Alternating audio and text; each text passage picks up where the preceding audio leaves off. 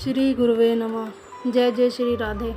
वैशाख मास माहात्म्य अध्याय 7। राजा पुरुयशा को भगवान का दर्शन, उनके द्वारा भगवत स्तुति और भगवान के वरदान से राजा की सायुज्य मुक्ति।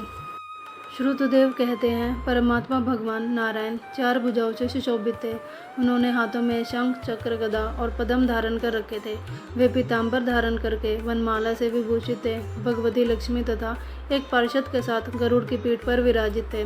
उनका दूसरे तेज देखकर राजा के नेत्र सहसा मुद गए। उनके सब आंखों में रोमांच हो गया। उन नेत्रों से अश्रुधारा प्रवाहित होने लगी। भगवत दर्शन के आनंद से उनका हृदय सर्वथा डूब गया। उन्होंने तत्काल आगे बढ़कर भगवान को साष्टांग प्रणाम किया। फिर प्रेम विबल नेत्रों से विश्वात्मा देव जगदीश्वर श्री हरि को बहुत देर तक निहार कर उनके चरण धोए और उस जल को अपने मस्तक पर धारण किया। उन्हीं चरणों की दोहवन रूपा श्री गंगा जी ब्रह्मा जी सहित तीनों लोगों को पवित्र करती हैं। तत्पश्चात राजा ने महान वैभव से बहुमूल्य वस्त्र, आभूषण और चंदन से हार, धूप, दीप तथा अमृत के समान नैवेद्य से, निवेदन आदि से एवं अपने तन, मन, धन और आत्मा का समर्पण करके अद्वितीय पुराण पुरुष भगवान विष्णु का पूजन किया। पूजा के बाद इस प्रकार स्तुति की, जो निर्गुण, निरंजन एवं प्रजापतियों के भी अधीश्वर हैं, ब्रह्मा आदि संपूर्ण देवता जिनकी वंदना करते रहते हैं, उन परम पुरुष भगवान श्री हरि को मैं प्रणाम करता हूँ। शरणागतों की पाप राशि का नाश करने वाले आपके चरणार बिंदों को परिपक्व योग वाले योगियों ने जो अपने हृदय में धारण किया है, यह उनके लिए बड़े सौभाग्य की बात है। बढ़ी हुई भक्ति के द्वारा अपने अंतकरण तथा जीव भाव को भी आपके चरणों में ही चढ़ाकर वे योग्य जन उन चरणों के चिंतन मात्र से आपके धाम को प्राप्त हुए हैं। विचित्र क्रम करने वाले आप स्वतंत्र परमेश्वर को नमस्कार है। साधु पुरुषों पर अनुग्रह करने वाले आप परमात्मा को प्रणाम है। प्रभु, आपकी माया से मोहित होकर मैं स्त्री और धन रूपी विषयों में ही भटकता रहा हूँ। अनर्थ में ही मेरी अर्थ दृष्टि हो गई थी। प्रभु विश्वमूर्ते, जब जीव पर आप अनंत शक्ति परमेश्वर की कृपा होती है, तभी उसे महापुरुषों का संग प्राप्त होता है, जिससे यह संसार समुद्र गोपद के समान हो जाता है। ईश्वर, जब सत्संग मिलता है, तभी आप में मन तथा बुद्धि का अनुराग होता है।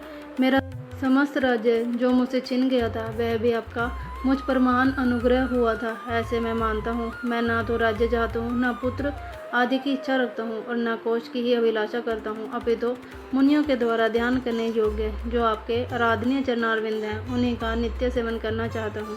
देवेश्वर जगन निवास, मुझ पर प्रसन्न होइए, जिससे आपके चरण कमलों की स्मृति बराबर बने रहे तथा स्त्री, पुत्र, खजाना एवं आत्मीय कहे जाने वाले सब पदार्थों में जो मेरी आसक्ति है, वह सदा के लिए दूर हो जाए। भगवान, मेरा मन सदा आपके चरणारविंदों के चिंतन में लगा रहे। मेरी वाणी आपकी दिव्य कथा के निरंतर वर्णन में तत्पर हो।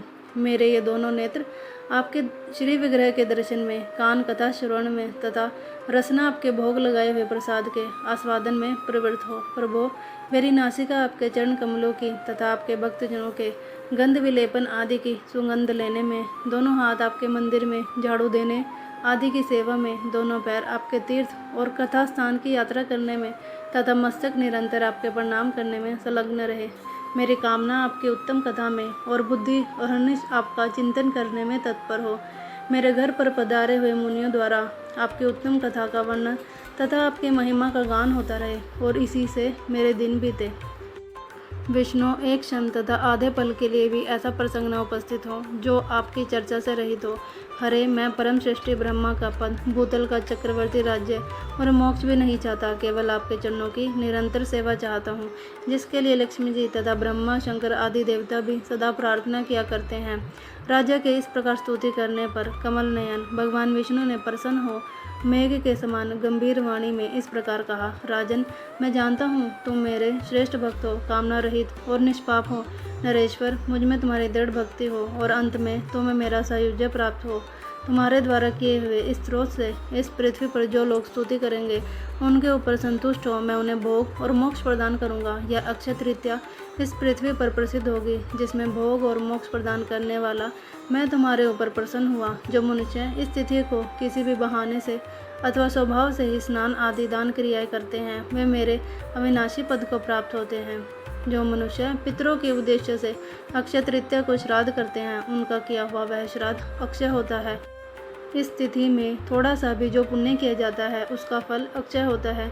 नरपश्रेष्ठ, जो कुटुंबी ब्राह्मण को गाय दान करता है उसके हाथ में सब संपत्तियों की वर्षा करने वाली भुक्ति और मुक्ति भी आ जाती है। जो वैशाख मास में मेरे प्रिय करने वाले धर्मों का अनुष्ठान करता है उनके जन्म, मृत्यु, जरा, भय और पाप को मैं हर लेता हूँ। अनग, यह वैशाख मास मेरे चिंतन की ही भांति ऐसे सहस्त्र पापों को हर लेता है जिनके लिए शास्त्रों में भी कोई प्रायश्चित नहीं मिलता है। राजा को यह वरदान देकर देवादिदेव भगवान जनार्दन सबके देखते ही देखते वहीं अंतर्धान हो गए। तदनंतर राजा पुरुयशा सदा भगवान में ही मन लगाए हुए उन्हीं की सेवा में तत्पर रहकर इस पृथ्वी का पालन करने लगे। देव दुर्लभ समस्त मनोरथों का उपभोग करके अंत में उन्होंने चक्रधारी भगवान विष्णु का सायुज्य प्राप्त कर लिया। जो इस उत्तम उपाख्यान को सुनते और सुनाते हैं वे भी सब पापों से मुक्त हो भगवान विष्णु के परम पद को प्राप्त होते हैं। ओम नमो भगवते वासुदेवाय नमः। जय जय श्री राधे।